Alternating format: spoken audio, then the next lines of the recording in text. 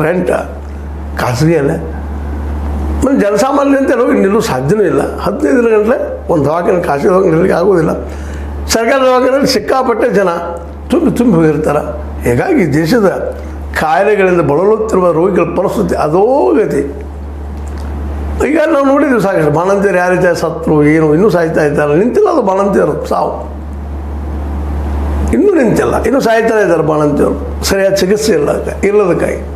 ಅದಕ್ಕಾಗಿ ಇವತ್ತು ಸರ್ಕಾರ ನಾವು ಮೇಲೆ ಮಾತು ಹೇಳ್ತಿರ್ತೀವಿ. ಈ ಖಾಸಗೀಕರಣ ಯಾರಿಗೆ ಲಾಭ ಅಂತ. ಖಾಸಗೀಕರಣ ಕೇವಲ ಯಾರು ಇವತ್ತು ನೋಡಿ ದವಾಖಾನೆಗಳ ಬಗ್ಗೆ ಮಾತಾಡ್ಬೇಕಾದ್ರೆ ಖಾಸಗಿ ಅವರು 10% ಕಡಿಮೆ ತೊಗೊಳ್ಳೋದಿಲ್ಲ.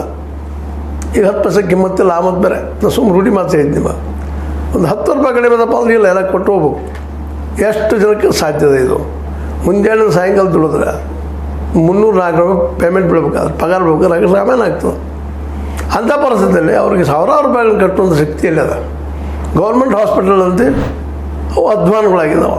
ಪ್ರತಿಯೊಂದು ಇವತ್ತಿನ ಸರ್ಕಾರಿ ದವಾಖಾನೆ ಹೋಗಿ ನೋಡಿದ್ರೆ ಗೊತ್ತು ಹಾಗೆ ಆಗ್ತದೆ ಯಾವ ರೀತಿ ಒಳಗಿದ್ದಾವಂತೆ.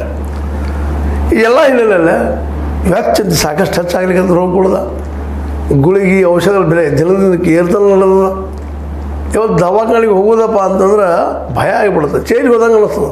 ಒಳಗೆ ಹೋದರೆ ಏನೇನಾಗ್ತದೆ ಯಾರಿಗೆ ಗೊತ್ತಂತೆ. ಕೊಳ್ಳಾರ ಸ್ಥಿತಿ, ಆರ್ಥಿಕ ಅಭದ್ರತೆ. ಹೀಗಾಗಿ ಸರ್ಕಾರಿ ದಿಶೆಯಲ್ಲಿ ಮತ್ತು ಇವ್ರು ಕೊಡೋ ಪರ್ಸೆಂಟೇಜ್ ಎಷ್ಟಂದ್ರೆ 2% ಒಳಗೆ ಈ ಖರ್ಚನ್ನು ಹಾಕುವಂಥದ್ದು. ಮೊನ್ನೇನ ಸೆಂಟ್ರಲ್ ಗೌರ್ಮೆಂಟ್ ಬಜೆಟ್ ನೋಡಿದ್ದೀವಿ ನೀವು ಎಷ್ಟು ಹಾಕಿದಾರಪ್ಪ, ಆರೋಗ್ಯ ಎಷ್ಟು ಇಟ್ಟಿದ್ದಾರೆ ಅಂತೆ. 2% ಒಳಗೆ, ಶಿಕ್ಷಣಕ್ಕೆ 2% ಒಳಗೆ. ನಾನು ಮೇಲೆ ಯಾಕೆ ಹೆಚ್ಚು ಒತ್ತು ಕೊಟ್ಟು ಹೇಳ್ತಾ ಇದ್ದೀರಪ್ಪ ಅಂದ್ರೆ ಮನುಷ್ಯನಿಗೆ ಮುಖ್ಯವಾಗಿ ಬೇಕಾಗಿದ್ದು ಜ್ಞಾನ, ಶಿಕ್ಷಣ, 2ನೇದ್ದು ಆರೋಗ್ಯ. ಇವೆರಡಿದ್ರೆ ಸಾಕ್ರಿ. ಇವೆರಡು ಫ್ರೀ ಮಾಡಿದ್ರೆ ಸಾಕ.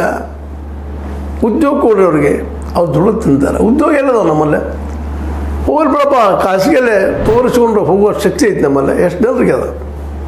ಇವತ್ತು ಮೊದಲು ಹೆಣ್ಮಕ್ಳು ಗರ್ಭಿಣಿಯಾಗಿ ತವ್ರ ಮನೆಗೆ ಬಂದ್ರೆ ಒಳ್ಳೆಯದು ಬರೋ ಮಗಳು ಬಂದು ಖುಷಿಯಿಂದ ಆ ಒಂದು ಬಾಣಂತನ ಮಾಡೋಂಥ ವ್ಯವಸ್ಥೆ ಐತಿ. ಇವತ್ತು ಯಾಕರೆ ಬರ್ತಾರಪ್ಪ